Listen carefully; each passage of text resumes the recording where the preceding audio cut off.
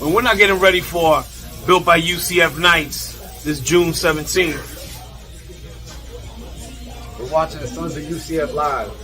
Go Knights. Stars on, baby.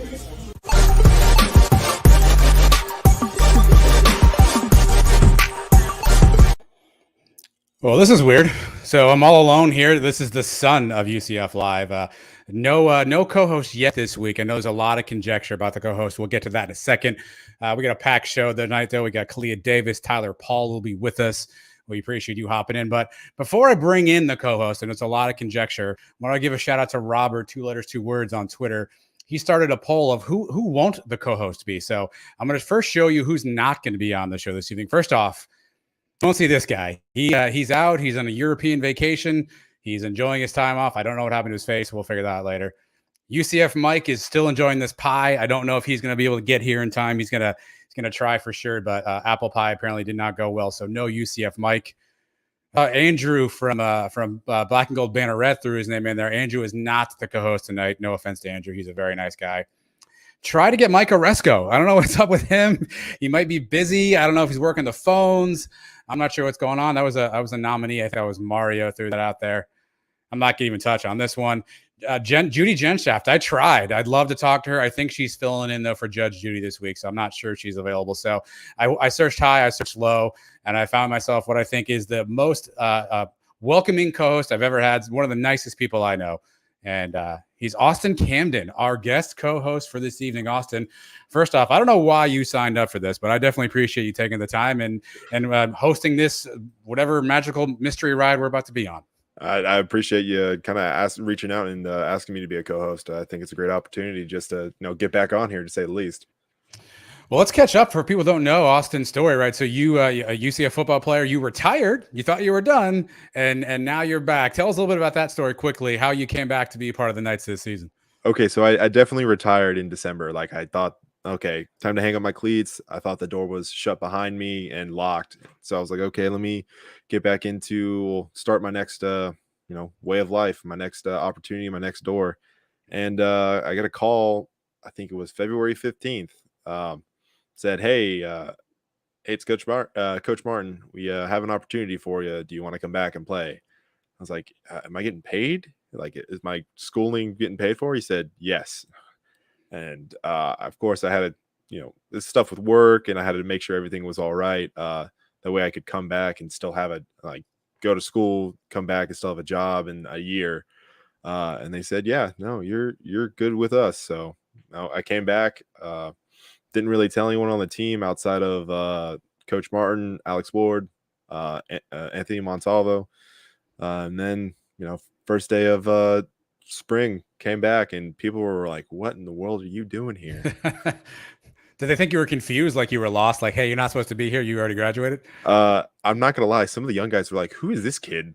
All of my older guys are like, Austin, where have you been for the past 2 months? I'm like, guys, I wasn't on the team. I was still taking classes, but yeah.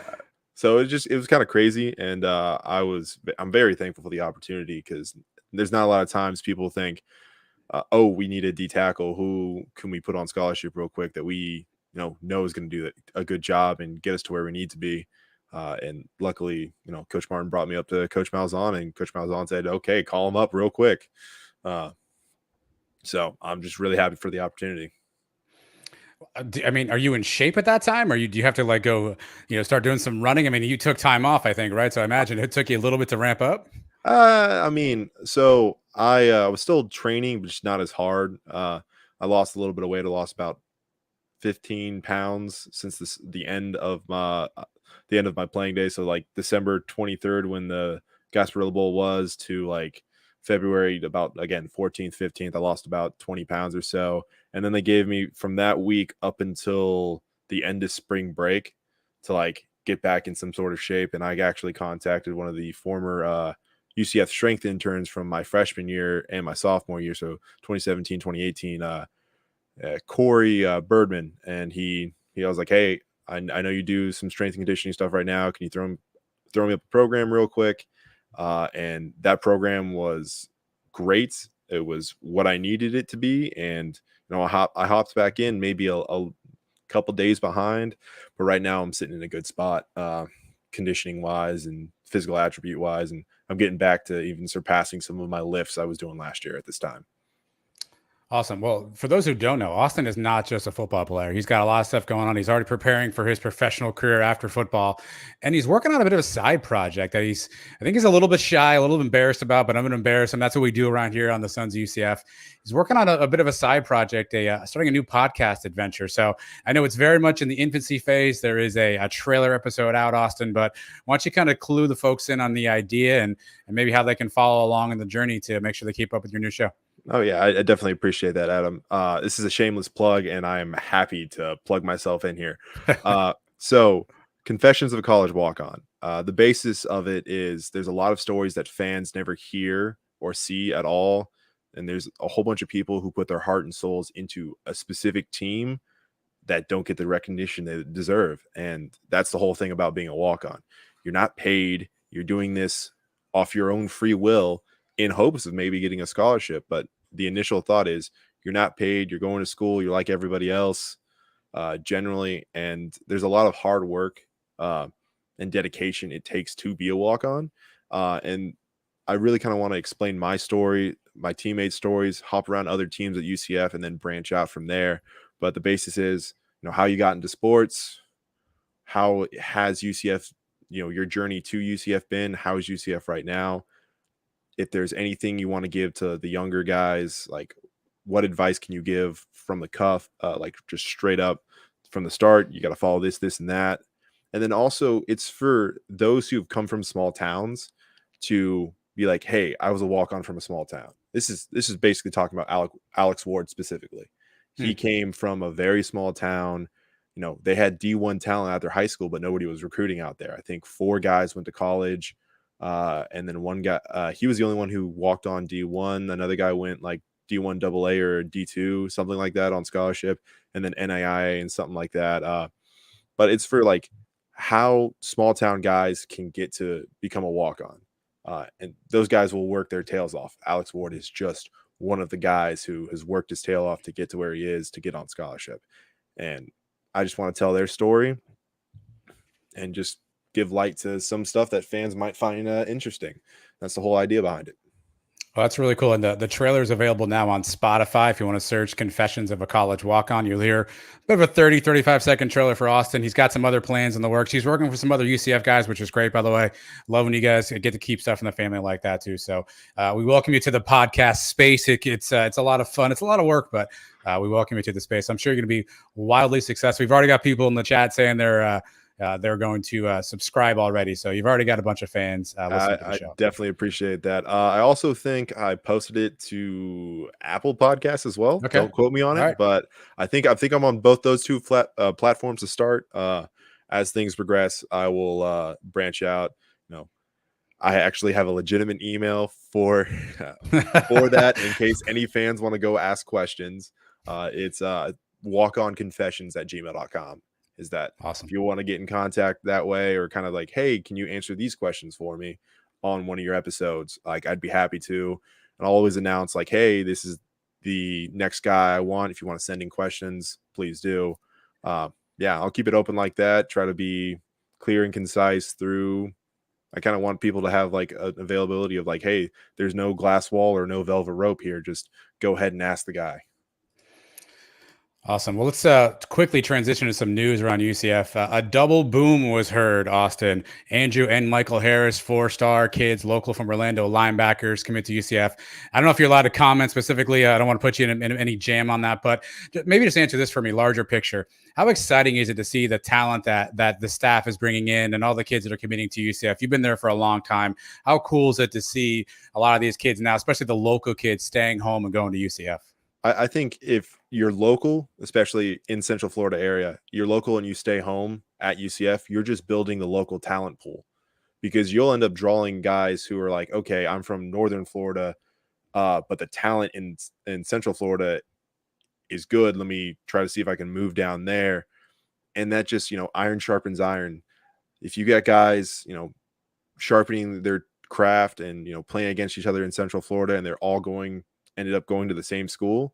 It's a whole lot better for us. But it kind of brings up it brings up schools. They have some pride they can give. I know, like my high school, Lyman High School in Longwood, they kind of like retweet my stuff and kind of celebrate when I come back, and they love when I come back and talk to their football guys. I know we got the twins from Seminole and Cam too. Like there's a lot of, it's great to see local talent staying local. And that just is probably going to build out branches in the community that will probably reach in for like generations. Well, hopefully we see more booms coming in. Austin, you mentioned coming back and continuing to be around. I'm super glad our next guest was able to hop in. It was kind of short notice. He was able to help us out and hop in last minute. Friends, welcome Khalid Davis back. Khalid, obviously a former Knight, now embarking in his NFL career. First off, Khalid, thanks so much for taking the time to join us on the show. No problem, man. I always show love to y'all, man. You are the best. Let's start here. Probably the question everyone wants to know, man. How you feeling? I know you've been rehabbing that knee injury. You were up and at him pretty quickly after that. How's the knee feeling? How you coming along with rehab? Oh, it's going good. Hey, what's up, Ice Man? Oh, what's up? Man. What's up with you? Hanging out. Yeah, it's going good, man. I've been posting videos on my social media or whatever, and it's just feeling a lot better, man. It's coming along well. I'm right on schedule where they want me to be. So, yeah, what's that time frame? Are you gonna be ready for camp? Are you ready for the start of the season? Any ideas yet? Oh man, we don't know yet, man. We just taking it day by day. It really just depending on how I feel, depending on how my knee is reacting to the things that they have me doing. Go ahead, Austin. Oh, sorry. I was like, I didn't know if it was my time to ask a question or not. So, Katie, kind of go through with us. Like, what do you think the biggest difference? Like, let's just go with lifts. What do you think the biggest difference between college lifting and the NFL lifting that you've experienced so far? Oh man, it's just man. I think the biggest difference is you're a grown man here, man. You got a lot more freedom. Like right now, we got like 40 days off. Even the vets have more than 40 days off, and you go out and train by yourself. Kind of like I heard it going around like FCS schools. During the summer they go get jobs, and they come back during camp. You know what I'm saying? And D1 schools like UCF where they're at school training all summer. So I thought that was kind of how it was going to be. But in the NFL, you will train. They would like you to stay, but they don't force you to stay. You can go off and have 40 to 50 days off on your own and go train, and just make sure you're in shape for camp. So it's more they let you be grown. They let you be responsible, and and the guys who are smart, they take advantage of that time off. That makes complete sense. And how have you been responsible? You've been responsible, especially with your money, because I know you got a signing bonus. I'm not entirely sure, but you've been responsible with that so far. Man, I got a little something, man. Man. I've been real responsible. I got a financial advisor, so I'm locked in with him. He keeping an eye on my spendings. So good thing. Yeah, you definitely took care of that in at least I thought our last year. So. Keep doing you, man. Yeah, man. Yeah, I'm here. I'm at the facility rehabbing for these 40 days off. So I'm one of the guys who stayed around. That's good. Katie, we got a question in the chat. Someone wants to know, Iceman, why do you call Austin Iceman? Oh, hey, man, shoot, that's his name, man. Look, hey, Twitch.tv, Iceman Camden, man. Yeah, Iceman _Camden is my Twitch name. Well, follow, man. Real gamer in the building, man. Me and Camden really one of the Camden Montalvo, one of the last gamers alive, man. You know what I'm saying? As far as UCF football wise, man. Nobody really be gaming but us, so yeah. Well, I gotta ask then. Let's talk some trash here. Who's better, you or Iceman? KD, man, I ain't 100%. never played with him, man. But we play different games, I tune into his streams every now and then, man. He played a Halo. Whatever, Overwatch. No, it ain't Overwatch. It's Destiny. Yeah, it's Halo, Destiny, and right now Elden Ring, kind of in the mix. Elden Ring, yeah. I couldn't get into Elden Ring, man. I got onto the wave late, and I think it was just too late for me. Yeah, it's a hard game to get into at first. It's Dark Souls, and they don't market it as Dark Souls. Oh man, yeah, I don't know too much about that, but yeah, Camden be streaming, man. That's why I call him Iceman for sure. Yeah, I don't know what happened the last 3 minutes of the show, but so Katie, you're out in the Bay Area. I lived out in the Bay for a while. How do you like living out west? What have you? Any new food? Any new culture that you've kind of gained since you've been out there? Shoot, man. Not really. I mean, they brought me in on a pre-draft visit, and that's when I went and looked at the Golden Gate Bridge and the tall trees. I forgot what it was. The redwoods. Redwoods, yeah. Yeah, I looked at Alcatraz from afar. I was too scared to go on the little tour, but I just got me a car. I got my car last week or whatever. So shoot, maybe I can get around the city a little bit more. Obviously, you're a kid growing up playing football. You probably have dreams of being in the NFL one day, right? So here you are now. Has the experience lived up to the dreams? Has it lived up to what you thought it would be? Shoot, bro. I like it. Really hasn't really kicked in, yet. Like I'm close. I've been getting close with George Kittle. I met Trent Williams. Javon Kinlaw, all those guys, Fred Warner, and it hasn't really felt real yet. So like, hopefully when camping, I'm locked in with them boys like 24/7. Maybe it'll kick in then, but like I don't know if it's this. I'm just been rehabbing 24/7, but shoot, bro, it's still surreal, most definitely. Go ahead, Iceman. All you. Sorry, I'm going through some of the comments here. I see 2 letters, 2 words going. Does Austin have a disco in the next room? No, 2 letters, 2 words. I live with my parents right now. So what's going on behind me is my dad's work computer. Oh, let me get out of the camera way. How do you see the comments, man? I can't see the comments. Oh, it's go from private chat to comments, and that's where like everyone is posting. Apparently, a lot of people keep saying I already have a better attendance percentage than Mike. That's correct. That's correct. Yes. Oh Lord. Shoot, I don't know. I kind of spaced out a little bit when you were talking to Adam, and I'm not gonna lie about that. But Katie, have you found one place that you think is like, okay, this is the food I can eat almost every single day here? That's not like one of our regular chain restaurants. Man, I ain't gonna lie.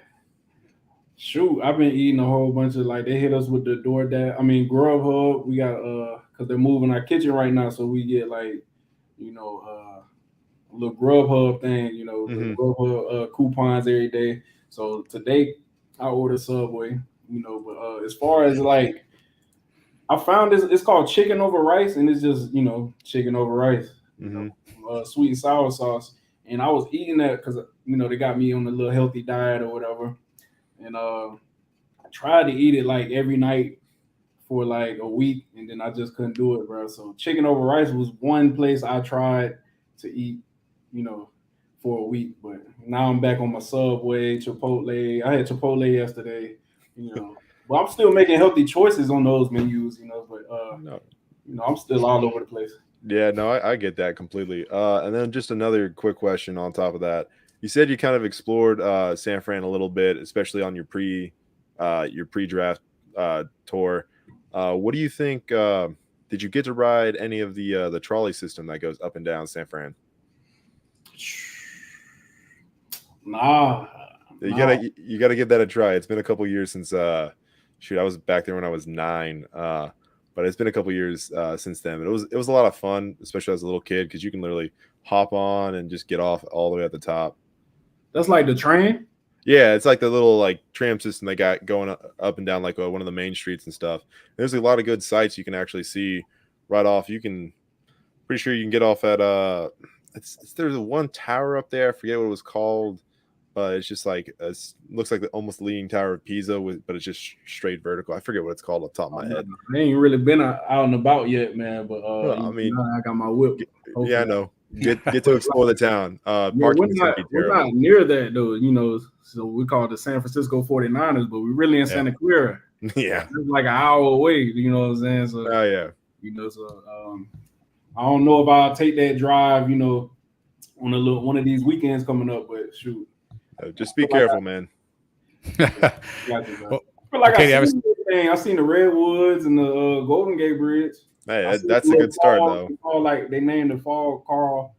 Yeah, They got like fog that comes in. It's crazy. They got fog that like just keeps coming in like every morning. That's never the fun thing, especially when you're up on one of the ridges on the outskirts of town. Nah. Okay, we got a question from somebody else here. Any rookie hazing so far? Anybody make you sing an alma mater, tape you to the goalpost, anything like that? Oh nah, they ain't on that. They ain't on that here, man. They not. Maybe we got a good group of vets, man. Like they told me, they was telling me about their rookie experiences, and they just told us how good we got it, man. Like they don't have anyone like that in the room, so they've done nothing but love us up, man, and just nobody's on no hate and stuff, and trying to keep someone down, so everybody wants to just win because we have a system where everyone plays, so we rotate every 3 plays, so especially on the D line group, it's a tight knit group, most definitely. We'll get you out of here in this question. Obviously, you mentioned you're 3,000 miles away. Are you still able to keep up with Austin and the boys? Are you still keeping an eye on what UCF's doing and any outlooks on the season coming up? I'll be trying to keep up with the little with my little dogs, Gene and Gene them. They was in Miami. I tried to catch them because I was just in Miami last week. So I tried to catch my dog Jeremiah Jean Baptiste out on there, but we just couldn't do it. But I still hit my dogs up, man. It's just crazy that the time difference, because I'll call someone at like 8:00 this time, and it's almost midnight over there. So I'm waking them up out their sleep. So it's just the time difference is really like messing up, But I most definitely keep in touch. Well, look, we appreciate you taking the time. I know you got a lot going on. You hopped in last minute, man. Glad to hear things are well. Glad to hear you're enjoying the Bay Area. We got some food recommendations for you, by the way, here. Someone's telling you to go to Gordon Birch. I want to put it on the screen for you there. Real quick. Maybe not. We got some dim sum as an option from Robert. Dim sum, what that is? I heard of that before. We got Gordon Birch. Hold on. Hey, Jessica, I appreciate that. I'm going to be back. Hold on. Got a lot of fans in the chat. Hold on. KD, Carl, cars, hang off the side. Huh? No. There's some bad advice. Don't always follow the chat. There's some bad advice in the chat, man. But we appreciate you hopping in, man. We'll let you get back to your dinner. We'll let you get back to your afternoon, man. But thanks for hopping in, man. We're glad to hear you well, and we'll catch up soon, okay? Yes, sir. Appreciate you. Hey, Camden, hey, man, hit me up, bro, man. I want to hop on one of them games. Oh, no, yeah, I'll hit you up. You free this weekend, kind of? I'll let you know, bro. Man. Oh, yeah, man. These weekends, bro. Yep. All right. Got y'all, man. Well, have a nice night, man. Have a great day. Hey, bye, chat. Khalid Davis joining on the show. Is he as fun in real life as he seems in these conversations? He just seems like he's always a lot of fun. Oh, no. Katie has always been a lot of fun. He's one of the first people to crack jokes, and we know it's a serious, we'll be in like a meeting and it's very serious, and then it gets time where we can relax, and Katie's always the first one to crack a joke, and we've always been. He's a good icebreaker when it comes to a lot of stuff. Sometimes if he's being I can't speak sometimes. When we're honest and we're serious about stuff, he can break the ice. Like, okay, let's focus on this. Because this is going to get into our mental way too quick if we keep talking about what we're talking about. So he's pretty good about shifting the energy to something that's more productive rather than something that's kind of a detriment. Let's get back to some news for a second, Austin. Obviously, dominating the headlines these days is conference realignment. And I'll start off by telling you this. Nobody knows what's happening right now, right? If you're listening to reports, the ACC is going to break apart. The Pac-12 is going to break apart. The Big 12 is going to absorb schools. Some schools are leaving. The Big 10's not done. The SEC is not done. There's TV contracts. There's grant of rights. There's all these things out there, right? There's just a lot happening right now. No one knows what's going on, to be perfectly honest. People are telling you they do. I think very few people are plugged in. And so, Austin, I'm not even going to ask you to guess at what's going to happen, but I will ask, as a player, how much of this noise is impacting you and your teammates? I mean, obviously, you got a season to prepare for. You can't do anything about that right now. Is this noise impacting you and the group at all? So, again, like you said, it's really noise is what it is. It's just stuff to fill the air while football really isn't going on, when there's a lot of stuff that, people are trying to be interested about and trying to hype up football. But conference realignment, people are going to change conferences. That's just the name of the game. Most recently, I think Mizzou was the first one I can think of off the top of my head that was like, oh, we're going to join the SEC. And that happened in the 2000s, somewhere around that line. Missouri and Texas A&M went to SEC. Yep. So it's, I've been in the American since 2017.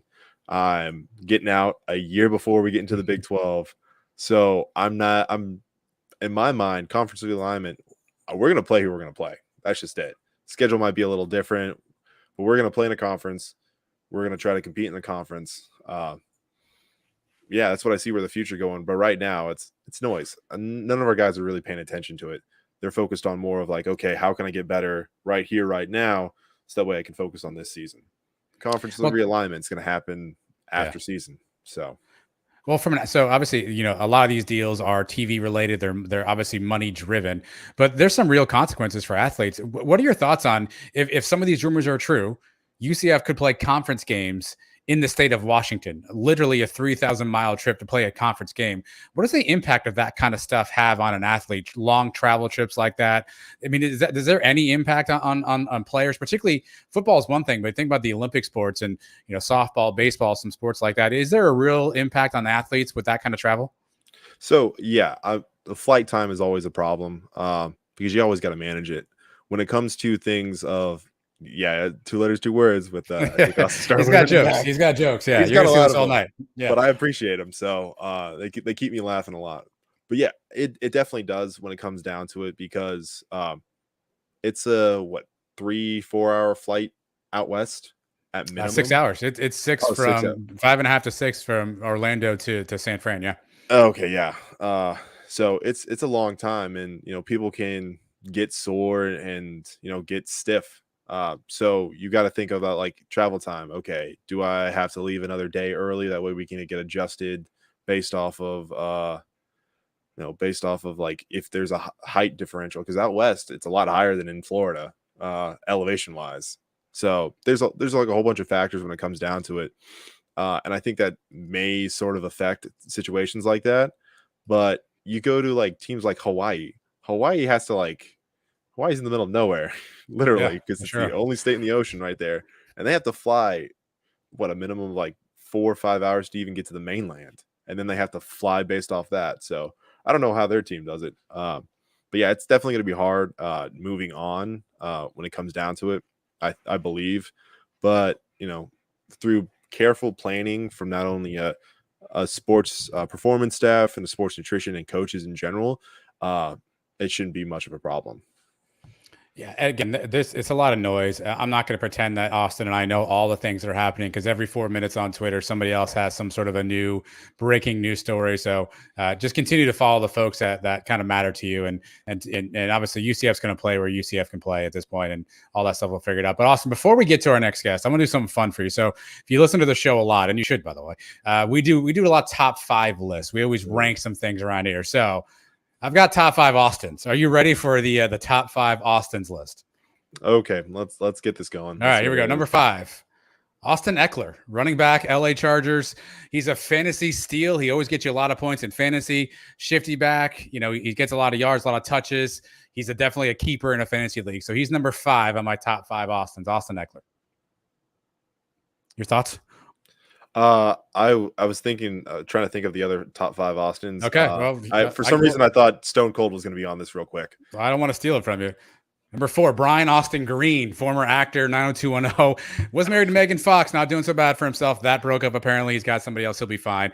If you're an old 90s fan, Brian Austin Green is somebody of importance to you. So he's my number 4 Brian Austin Green. Austin, do you have a favorite Brian Austin Green moment?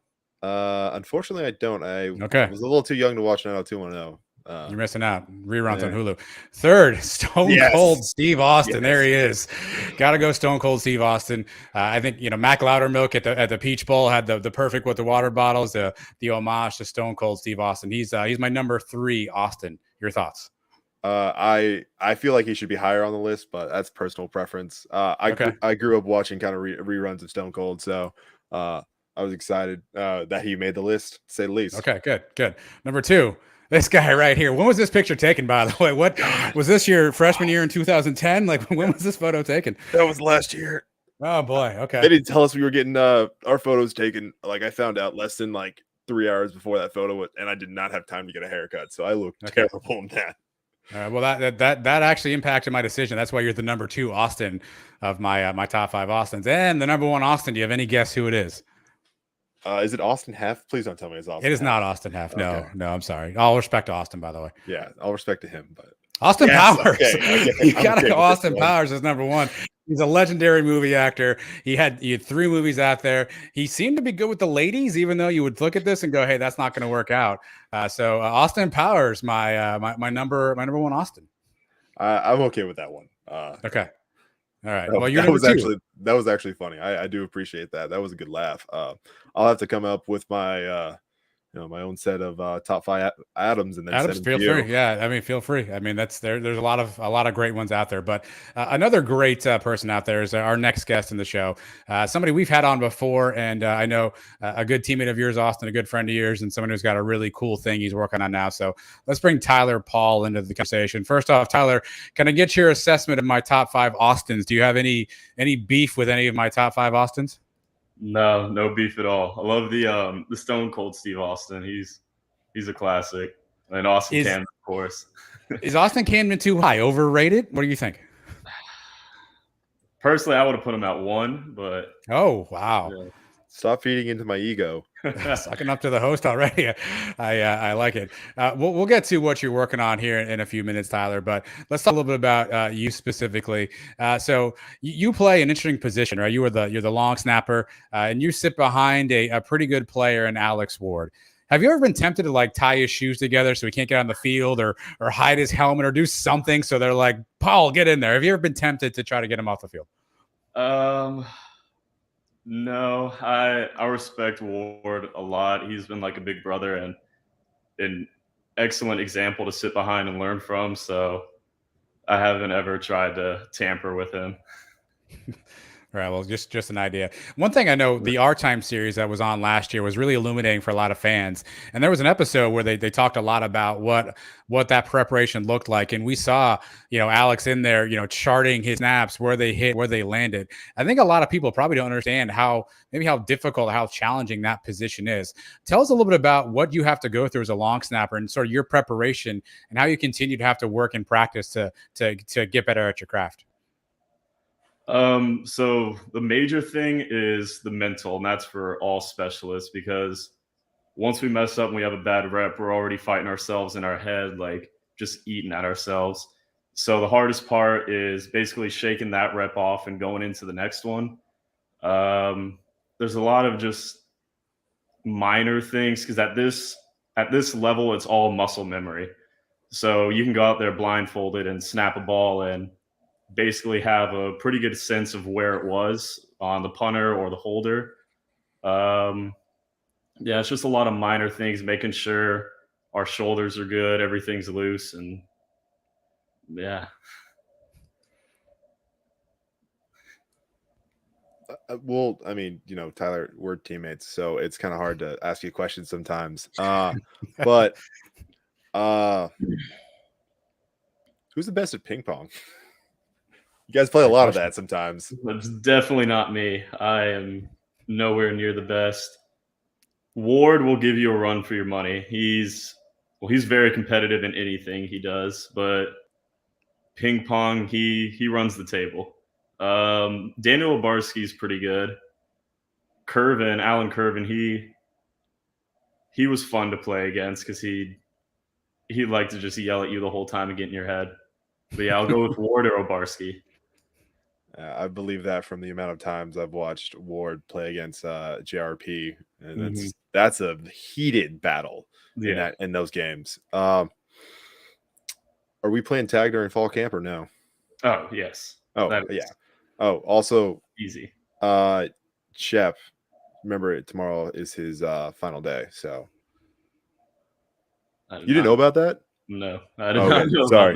So interesting UCF news. Here we go. Yeah. So one of our equipment staff, he's moving on to another job. He's been here since since like I got here. He's probably been here longer than that, but he was over at the softball working director of operations there, then came back to football. But yeah, Kyle Shepard, it's his last day tomorrow. Great. He works great with Brad and Kenny in there. So, give him a hug tomorrow. Preferably before we do the run or after you take a shower. Just that way he's not like completely like drenched by the time we all get out. Yeah, sorry to interrupt on this one. Tag, can I get more info on how y'all play tag? What are we doing there? Okay. So I think this started in 2016. It could have started longer than that, but it initially started with some of the equipment staff members and some of the football players, especially the specialists, playing just a regular game of tag. You could only tag. You couldn't tag the person back that tagged you, so you'd have to go and pick everyone else that was in the game. And it was basically a free reign. Like you could show up anywhere, and if they were there, you'd just be like, "Tag, you're it. See ya," and that'd be it. So yeah, it's going to be a little bit of a heated battle this year. Can I get the top 5 tag players? Like, what are the power rankings in terms of who's really good on this tag team? Ward, Shep. Shoot, Rich was up there because Rich would be sneaky, which AJ was our old equipment manager prior to Brad coming in. AJ was tricky too. Not Osteen, because Osteen had no idea who was it at all during the entire day. Yeah, he'd come up to you and tag you and be like, "You're it," and it's like, "Osteen, I was already it." Like, okay, now you're it. So, do you guys play any football too, or no? Is it just tag and ping pong? Is that all we're doing? Just curious. Just asking. Someone's suggesting one of you guys wear a GoPro next time for the tag game. So, maybe exclusive Sons of UCF content. We'll strap a GoPro on one of you two, and we'll just see what happens. Maybe that'll be some fun. I got one here sitting on my desk right now. I can get the chest harness and everything and just go for it. Yeah, I almost did that last year. We had one of our student equipment managers, AJ, almost showed up to his house, knocked on his door, but he wasn't home. So I was like, okay, I'm not going to do this. Yeah, that would be awkward.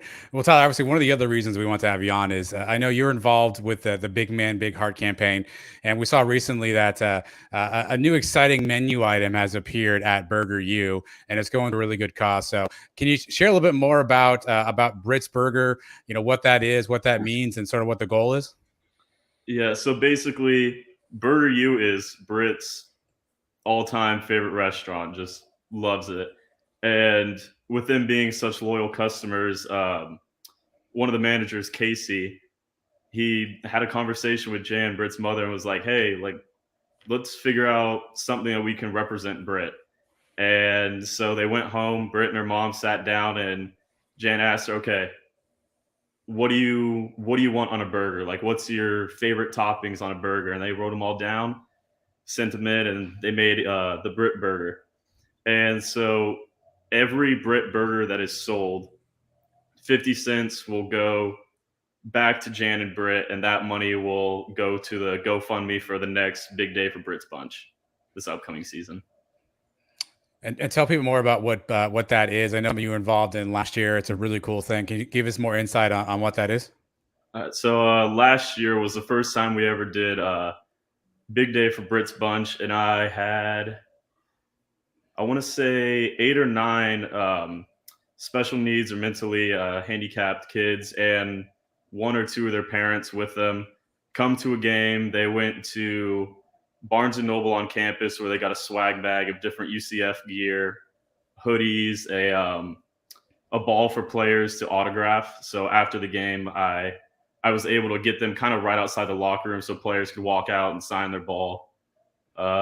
Tickets to the game, like right on the first section, they're right by our tunnel, and it was a great experience. And we knew, all right, this has to be an annual thing, so we'll be starting that back up. And right now we're shooting for the Navy game on November 19th, and we have about, I think, 7 kids that we're looking to invite. Austin, go ahead. Yeah, Tyler, I think that's on the 20th this year, the Navy game. Could be wrong. I don't know, looking at calendars. But being a part of the organization now for 2 years, you think you're a real like figurehead of it, or not really?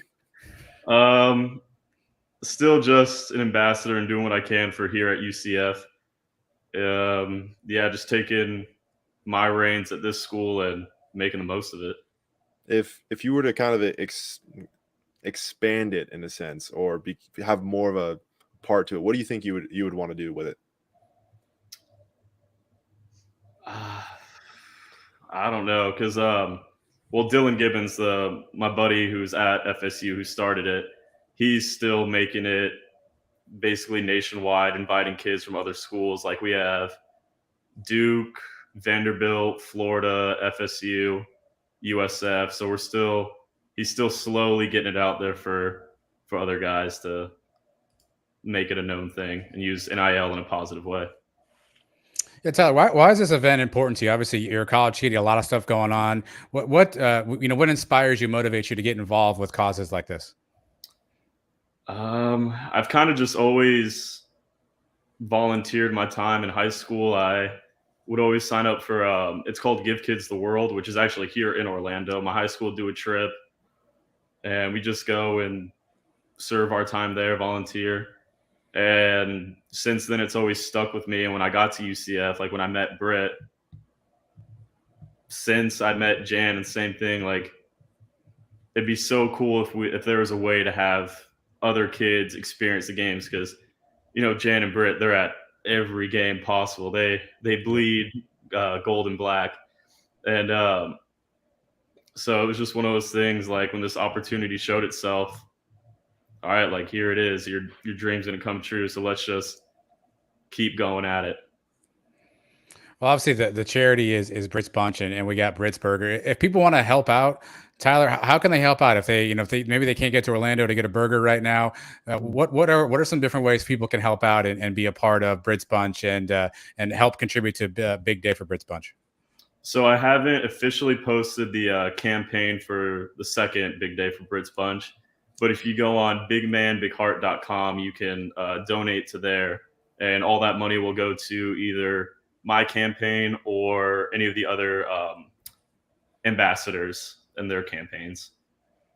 Awesome. So Big Man, Big Heart. Check for Tyler's campaign. So I got a serious question for both of you guys now. So you see the burger on screen here. If I remember correctly, we got crispy bacon, we got pickles, we got some onion rings on there, we got some cheese.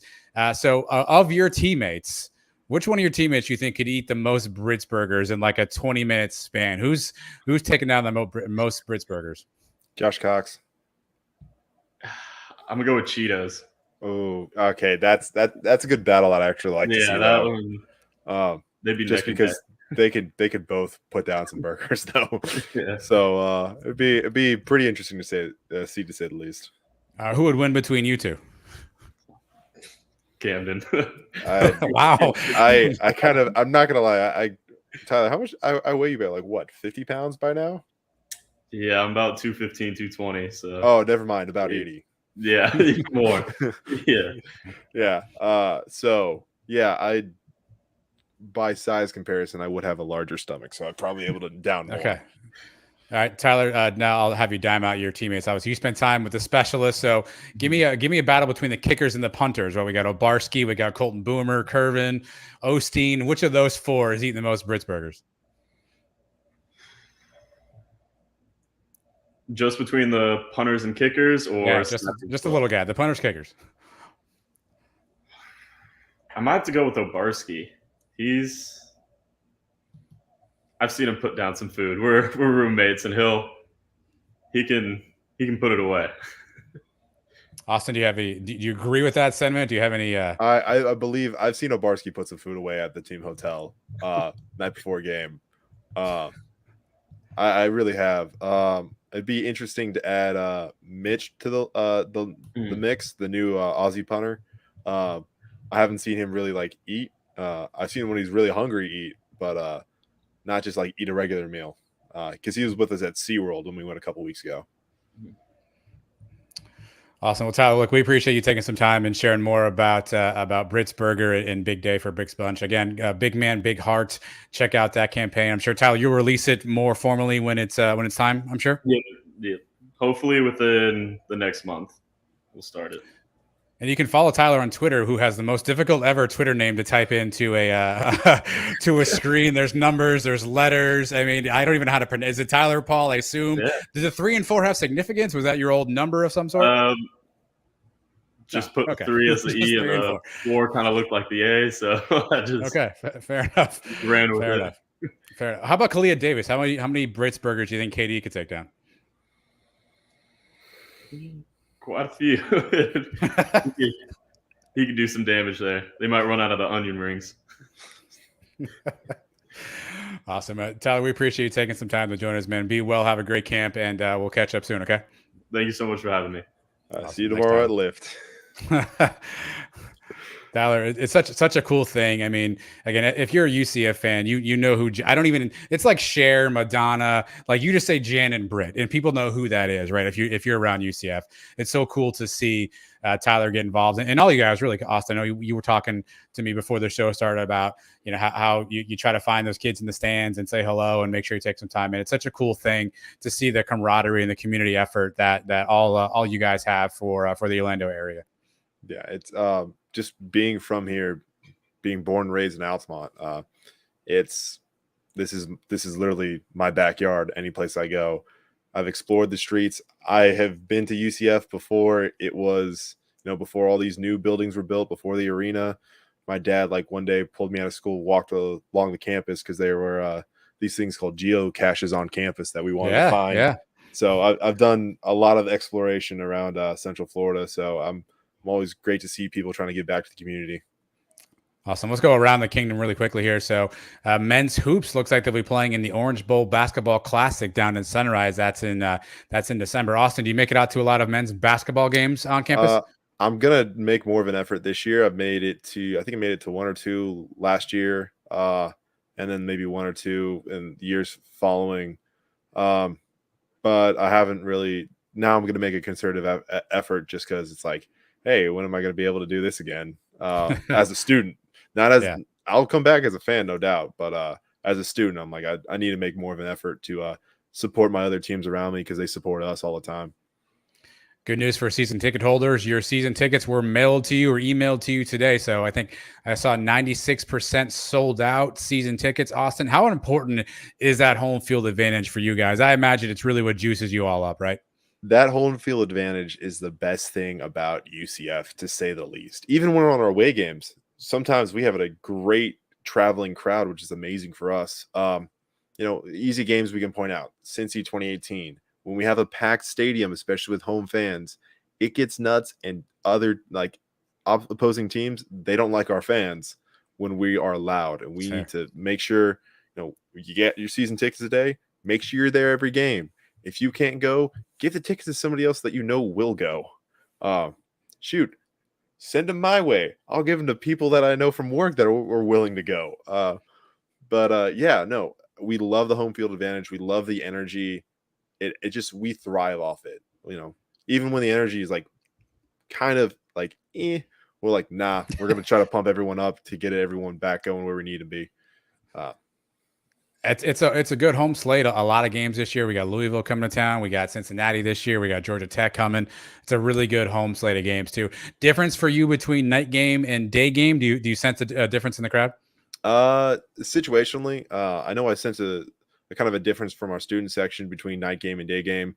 But from the general crowd, not really. I know people are more amped to be at a night game because it's a little bit cooler. The sun's not beating down on them as much. And sometimes that, of course, will affect other teams, especially in other areas like Georgia Tech a couple years ago when they came down. They were gassed during our day game. Louisville is going to have, I think, a little bit of weather trouble when it comes to it. At least that's my thought. Coming to a swamp, especially if that's a midday game. I think it's a night game though. It's a Friday night game. Oh dang! No, it's still going to be pretty warm and pretty humid. But we need to get as many fans as we can in. yes, Tampa Stadium is a hometown game, and so is FAU. Yes. Because we're within about 3.5 hours. So I expect a lot of people from the UCF side to be there. If you can't get a UCF allotment ticket, just buy from FAU's. It'll work just the same. Couple other quick notes here. Some champions, Marlon Williams, Jordan McCrae won the USFL championship. So kudos to them. Knights in the community. Just a quick tip of the hat. One kid, Orlando, Jordan Johnson, Anthony Roberson, were out all week doing a bunch of community events. They were posting some stuff on social media. So hats off to those guys, continuing to stay involved in the community. I know you played with both those guys, I think, during your time, Austin. So good to see those guys come back around and still be a part of some stuff. And I'd love your comments on this. Mary Vanderheyden today voted the Florida Sports Medicine Person of the Year. For those who don't know, she is one of the head trainers at UCF. Austin, tell us how important Mary is to what you all do. Mary definitely makes a lot of, like, when it comes to like big decisions. She's also the first one on the field when a player goes down, even at practice. She's over there as quick as she can get. Yeah, she makes a lot of good decisions, and also, like, I bounce some questions off her about, certain situations that I might be going through, and if I need help in any one way or another, she immediately calls the person that can give me the help. So she's definitely I just saw did Austin play with Dante? No, I did not play with Dante Culpepper. Okay, just checking. Just but no, I'm really happy. I didn't even know this myself because they haven't told the football team yet. But I'm very happy for Mary. So I'll have to. If she's in tomorrow, I'll have to say, hey, congratulations! I heard about this. She does. I think she does a great job. I think our medical staff does a great job. Anytime, of course, like, we got to tell, like, hey, we're kind of having a problem here. To even get the help that we need, it's not like almost immediate. Like, they don't have a second, like a sixth sense that go, oh, hey, yeah, you're having problems. But they do a really good job when we tell them, hey, this is going on. Right. All right, so now we got mailbag time, Austin. We go through user questions that they've submitted, and listen, this is a special show, so special that UCF Mike has even decided to join us. Mike has made an appearance. He is here for the mailbag segment. We play some music. Mike, I got some new music for us here. Do you want more up tempo? Do you want slow? What do you guys want? Speed it up. Hey, you guys look good. Trace, you look great, man. You get some work done or something? You got some hair now. I like it. A little muscle. Here's the first question. We'll read these out loud here. This is from @1012 Network. How would UCF fans feel about traveling to Arizona on a regular basis? Obviously, Austin, by the time we play Arizona, you will be a fan. How do you feel about maybe traveling out to Arizona to catch a game or two? I need to give it some flyer miles now, so that way I can be able to afford some of that trip. No, it is what it is. I mean, I went out to Arizona for 2018, so the flight is kind of annoying sometimes. So you just got to pick the right section, basically. All right, it'll be fine. Mike, can I get you to Arizona?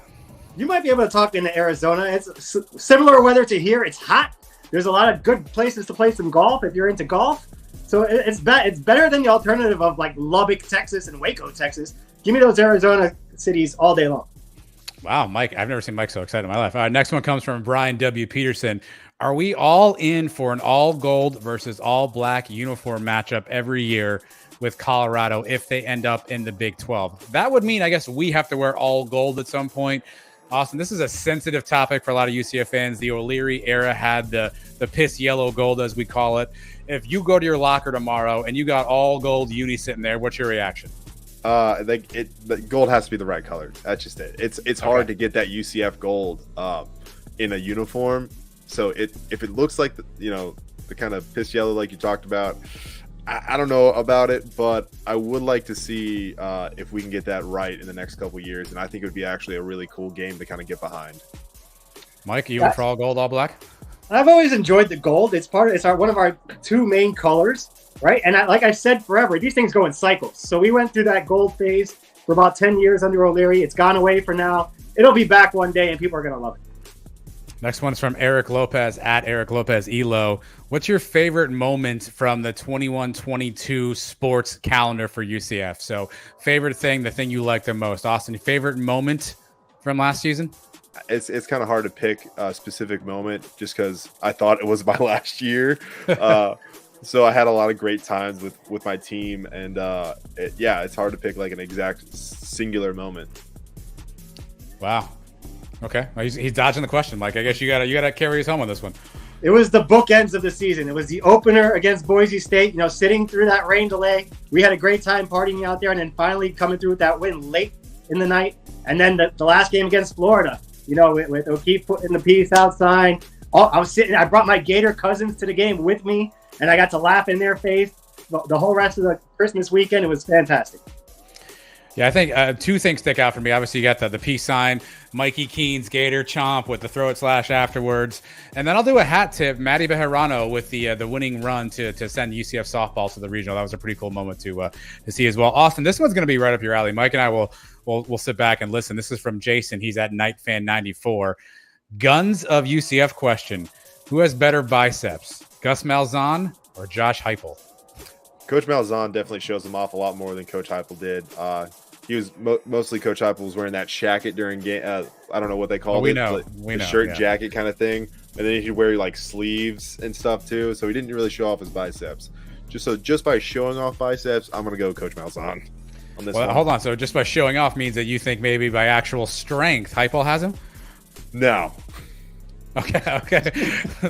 Look, dude, Gus took a pretty big hit from Quad Bullock. I mean, seems like a pretty tough dude, no? He got up. He did get up. Gus used to like to wear those sweater vests when he was coaching elsewhere. If he just wears that without a shirt under it, take the guns out on. It's hot down here in Florida. I think he could pull it off. Definitely. I know, Mike, the correct answer to that question is actually Mike Kruzak has the biggest guns. This one comes from Cindy Kilgallen. Loves being the underdog. With all these big changes and new conferences, do you think that UCF will keep up that fighting spirit? Austin, even if we get to a big conference and we have a bunch of new rivalries, do you expect us to keep up that fighting spirit? Oh, 100%. Keep charging on. That's kind of like a mentality we got. Take it day by day, game by game, and we're going to give our what we got to the next opponent in front of us every time. We're always fighting that uphill battle. It's been in our DNA forever. We're constantly trying to move into a better conference. Once we get to that better conference, they tell us it's not good enough anymore. So we're going to keep being that underdog until we get all the way to the top where we deserve to be. Dan Arcundiff, crystal ball time in 2024. What game will be the furthest west that UCF travels? So I guess he's asking us to figure out who's going to be in the conference at that point. Furthest west game in 2024. I'm going to go Washington. Just with all the rumors going around, I'm just going to go Washington. Yeah, I don't know if Washington and Oregon are going to give in soon enough to be in there for 24. So give me one of the Arizona schools. Yeah, same. Provo, BYU, also sneaky. If you actually look at a map, there's a pretty good line between those two. I think Provo may be closer. Mike, you missed a lot of time to talk to Austin. Any questions for Austin? I don't want to cut you off here. I was listening to some of you guys on my way home just now. I heard him talking about eating some burgers and stuff. He looks like he's in great shape. I don't know. How much are you weighing right now? You said close to 300 pounds? Yeah, so I am right now sitting at about 298. I think generally around 18% body fat, give or take, maybe 18 to 20, something like that. Now, are you trying to bulk up now, or are you going to cut before the season starts, or what's the game plan? Right now, it's just kind of been the same. I've been on, once I gained weight to come back during spring, I've kind of been on the same consistency, growing more accustomed, and I think I'm getting more definition this year more than anything. But no, I'm not. I'm at a good weight right now. I'm running pretty well, so I'm trying to stay the same. I'd like to be around 300, 295 to stay throughout the entire season. Who's somebody so far in this offseason that's impressed you in the weight room with the gains they've made from last season? Two people, because I work with them all the time. Matt Alexander and Lee Hunter. Lee Hunter only came in spring. Matt has, of course, been here since last year. I think they've both made tremendous gains in the weight room and also during conditioning. And I think they're going to be really good assets to us this year. And who's the guy, if the combine was coming up this week, who's the guy that would go out there and wow everybody with his workout numbers? Tie between Ricky Barber and Anthony Montalvo. Wow. I think, both of them got really good numbers. It comes to every single lift and also They're quick, they're agile, and they could definitely show their skills when it comes to like combine, events, and then also during like say field work if coaches wanted to come in and do the actual NFL field work like they do in the when you have the combine day. How scary are Lee Hunter and Ricky Barber going to be together? Obviously, Ricky got hurt last year. We didn't see a lot of him. And Lee Hunter coming in new. You get a chance to see these guys every day. How good do you think those two guys can be?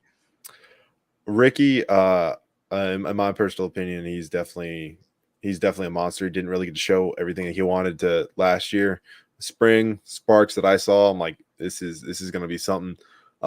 Lee definitely made improvements over spring. So if they get into the combination together during fall camp and they get rolling, it's going to be scary. But don't sit on Montalvo, because he's been training his butt off, and he's going to be a different monster this season.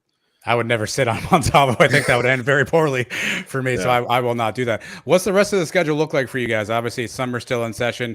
When do you have to be back on campus for fall camp? What's the rest of the schedule look like for the next couple of weeks? We got like 3 or so weeks until like the end of the month. Then we got like, I want to say like the last week, we got a couple of days off of July. And then we're first day of practice is August 1st. And then full go. Right around the corner. We've waited for a long time. It is as long a wait for you as players as it is for us as fans. I think not really, because we don't end up paying attention to all like the social media stuff that comes along. Sometimes we do, sometimes we don't. I think with fans, you kind of miss football a lot, and then next thing you know, all these rumor mills and stuff like conference realignments and different situations kind of play into like, oh, well, this just makes us miss football even more, and the wait becomes longer. But now as a player, like I think we're ready to go now. I'm not gonna lie, just because it's like we're in really good shape. Let's get it going. Austin, how'd you enjoy hosting? Sport, man, we appreciate you, by the way. Go ahead, Mike. How'd you enjoy hosting the Sun Show tonight? Can we erase the trace permanently and get Austin to join us as a full-time host? Oh, that's an interesting question. Controversy. I would have to. We would always have to weekly double check with UCF media staff. Of that's course, fair. No, that's true. It's. I mean, like Trace is an integral part of the Sons of UCF anyway. Also, I got to work on my own projects, Mike. Yeah. I got a couple of things I want to kind of make sure that are solidified before season starts. I also got to start streaming with KD a little bit more, things like that. Busy guy. That's a polite no, Mike. But maybe we can twist his arm to come back and visit us at some point during. You guys don't have to twist my arm, season. just ask. You've been a good sport, man. We appreciate you hopping in this week and spending the hour with us. And I know we're going to continue to keep up with you. I know you've got your project coming up soon. I'll put it back on screen. Confessions of a College Walk-On. Make sure you're checking that out on Spotify or on Apple for podcasts. He's got a good slate of stuff coming up here, so subscribe as soon as those episodes are ready. He'll put them out. You'll see them in your feed as well, and obviously we'll be rooting for you on Saturdays, Fridays, Thursdays, whatever the games are, Austin Butts. But we appreciate you for coming in tonight. Okay. Yeah, thanks for having me on. I appreciate everything. All right, everybody. For Mike, for Austin, for Trace, who's not here. Everybody go Knights. Charge on. Charge on.